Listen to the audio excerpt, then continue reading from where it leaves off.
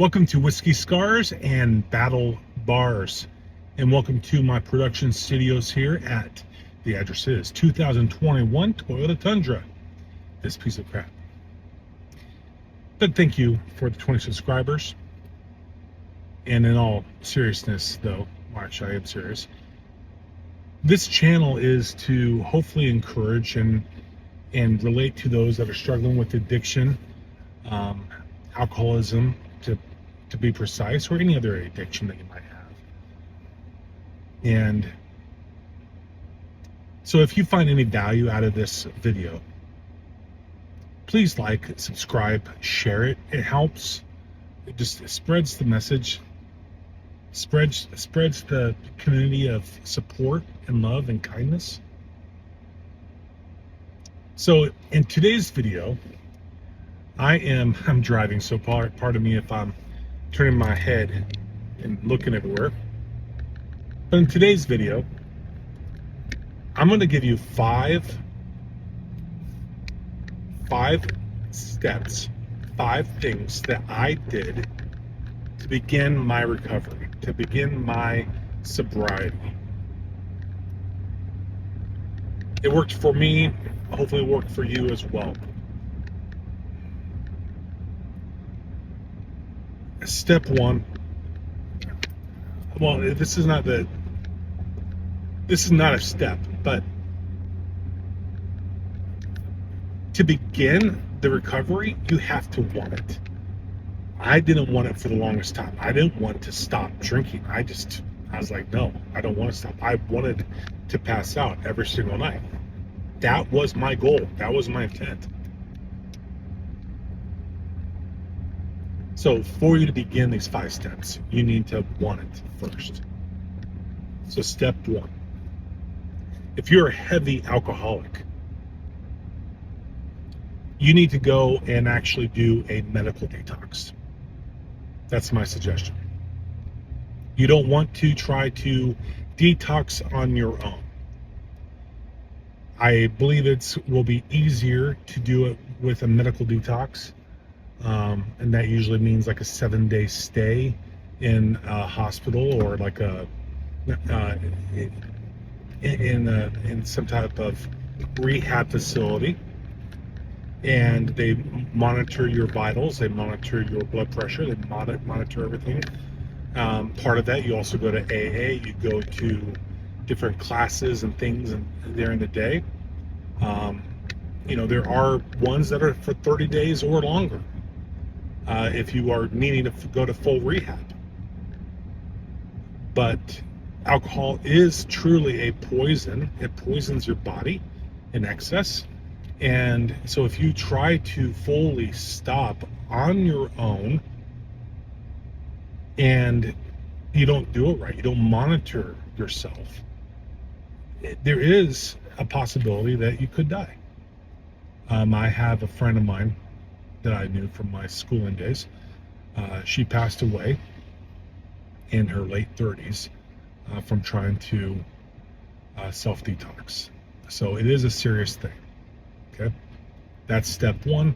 And again, it will help because it forces you to stop, and it gives you at least a 7-day head start with having no alcohol in your system. Step number 2 is you have to find your why. It might sound cliche to you. A few years back, there was a book on about finding your why in like the business world or in your personal life. This also applies to your sobriety, of why you want to stop. What will motivate you and what is your purpose? My why was first for myself, for my health, because per the doctors, I could have died at any moment suddenly from a heart arrhythmia or anything. And then secondly, I am doing it for my boys so I can be here for my kids. I want to have a future with my kids. I want to prove to them that it is possible to overcome challenges in life.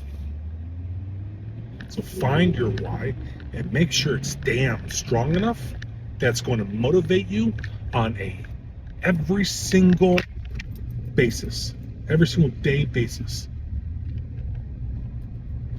Number 3, surround yourself with people who will support you.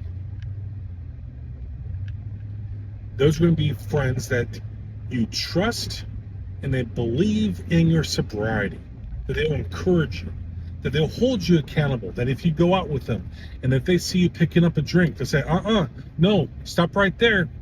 No, you will not take that drink. It's critical to have people that support you.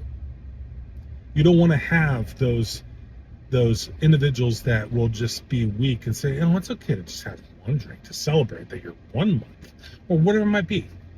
You don't want to have those friends around you while you are trying to be sober. And if they don't believe in your sobriety, if they don't believe in your purpose, your journey, then I would personally question their friendship completely and utterly overall. Number 4, in addition to actually surround yourself with people that will be there for you, I highly recommend going to some type of support group. This is separate than friends. Support group like AA or Regen, which is held through a lot of churches in many cities. It's Christian based.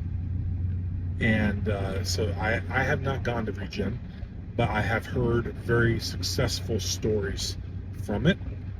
And so I definitely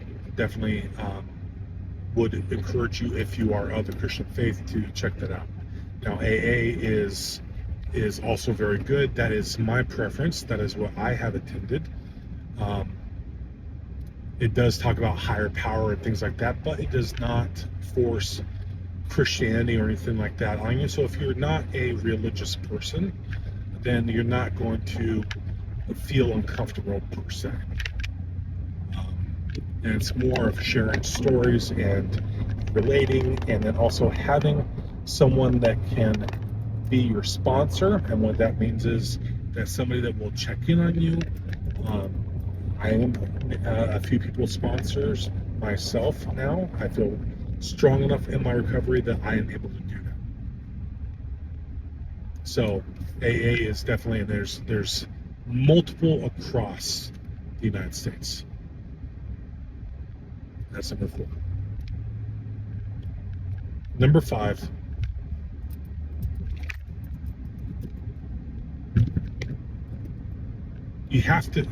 Number 5. You have to fill the void.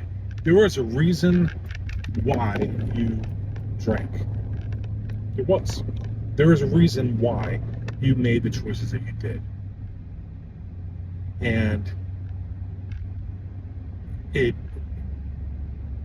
it might be wise to see a therapist, to talk through your feelings, to work out any issues, emotional feelings that you have within that cause you to lead you to drinking. For me, depression was a significant reason why I drank.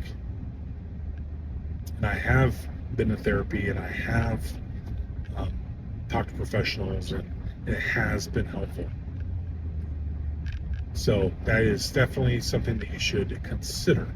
Now, if you don't want to open up or anything like that, or if you don't feel like you need therapy, which that's common, you have to fill that void with something positive in your life, because alcohol, it's filling a void with negativity. It's replacing it and basically it's filling it with a poison to cause you to hide and to cover up those feelings, and so that you can basically ignore them. So instead, channel those those times into something that is more positive. Maybe it's a hobby. Maybe it is working out, going to the gym. Maybe it's going for a walk. Maybe it's hanging out with your significant other instead. And I'm going to add a sixth one for you. Honesty. You have to choose honesty with yourself. You have to choose to be honest with those around you about everything, even the tiny ones. It's easy to fall into lies when you are trying to hide alcoholism. The smallest lies.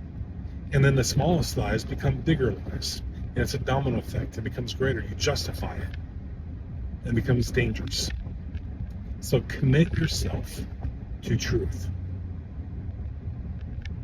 Because you don't want to start lying to yourself, or you will start believing those lies and justifying it. So those are my 5 steps right now. I do have more, but that is it for now, and that's a 6th step I did actually bring to you. Hopefully you found that encouraging or positive, or some takeaways or an actual step. One thing I will encourage you this week, focus on one step. Focus on one of those things that you are going to apply to your life this week. Take it baby steps. Maybe it's to choose that you're going to start becoming sober. You're going to quit drinking. That you're going to start taking those steps. Maybe that's your choice. Or maybe it's finding your why. Take it in stride. But take it seriously. Thanks for watching, and we'll see you next week.